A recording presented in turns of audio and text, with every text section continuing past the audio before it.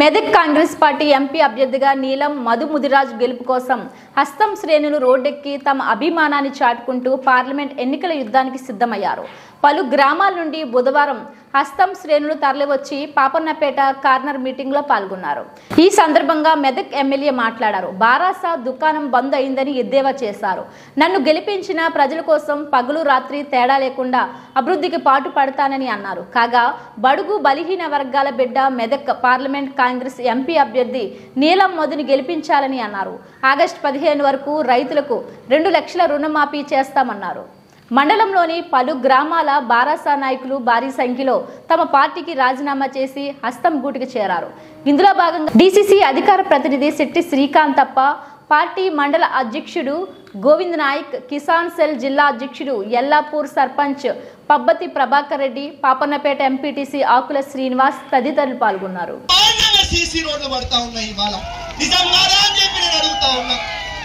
మనం గెలిచిన 3 నెలల్లోనే మరి నిజాం షుగర్ ఫ్యాక్టరీని తెరవడానికి ఒక కమిటీ వేసి అది తెరిచే ఒక ప్రయత్నం ఇవాళ మన ప్రభుత్వం చేస్తుందని తెలియజేసుకుంటా ఉన్నాం.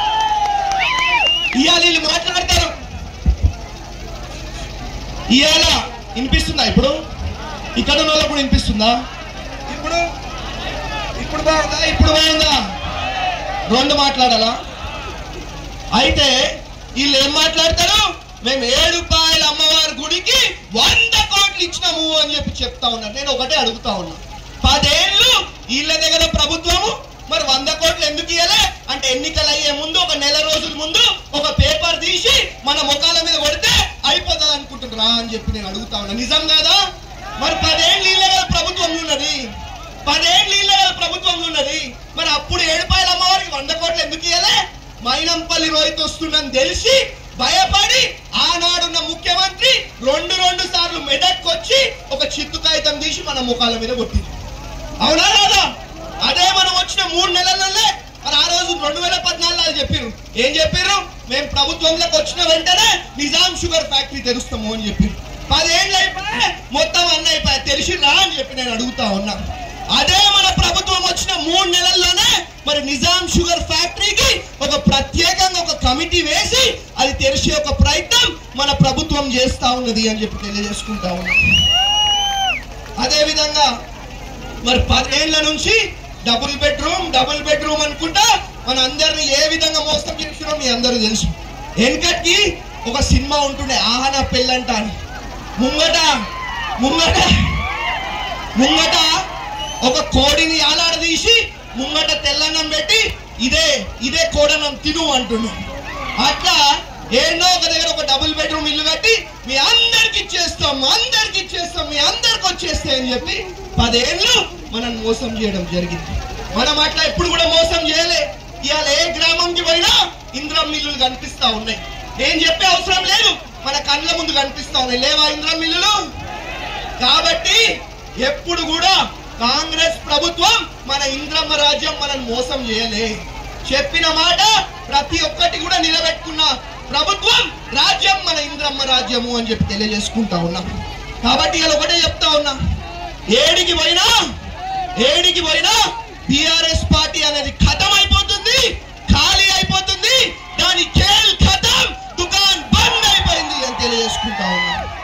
ఇవాళ నేను నిన్న మొన్న కూడా చెప్పడం జరిగింది. ఇవాళ ఈ మెదక్ వచ్చి పెద్ద మాటలు మాట్లాడుతాడు, ఈడికొచ్చి పెద్ద మాటలు మాట్లాడు కాదు బిడ్డ.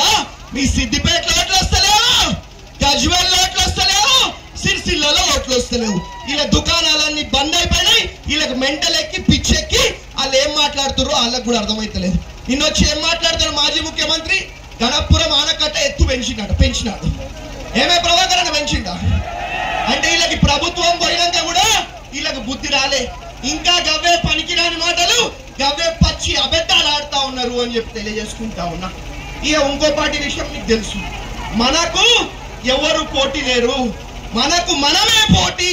చెయ్యి గుర్తే మన పోటీ, చెయ్యి గుర్తుకు ఓటేసి మన కాంగ్రెస్ పార్టీని గెలిపించాలని చెప్పి మీ అందరిని కూడా తెలియజేసుకుంటా ఉన్నా.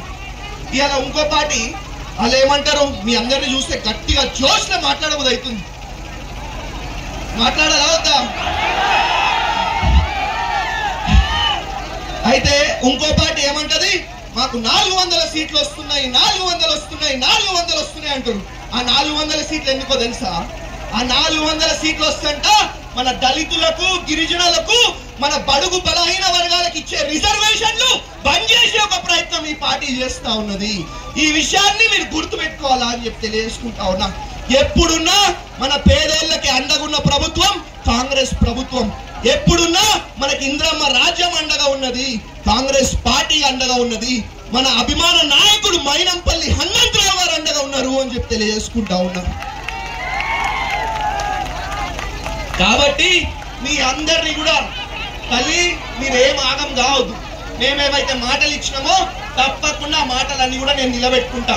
నేను మీకు చెప్పడం జరిగింది, మళ్ళా ఎన్నికలు వచ్చే లోపల నేను ఓట్లడుగా మీ అంతలో మీరే ఓట్లేసేటట్టు నేను పనిచేస్తా అని చెప్పి తెలియజేసుకుంటా.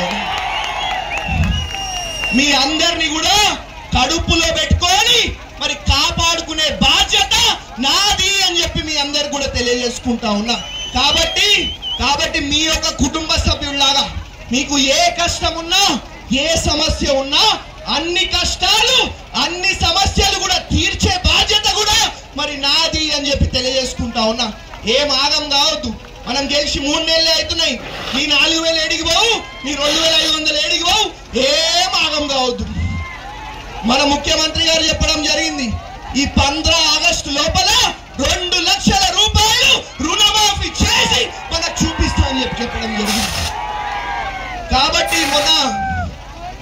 మన గౌరవ ముఖ్యమంత్రి గారు మెదక్ పట్టణంకి వచ్చినప్పుడు ఏడుపాయల అమ్మవారి సాక్షిగా, మెదక్ చర్చి సాక్షిగా చెప్పడం జరిగింది, 15 ఆగస్టు లోపల 2 లక్షల రూపాయలు రుణమాఫీ చేసి చూపిస్తాము అని చెప్పడం జరిగింది.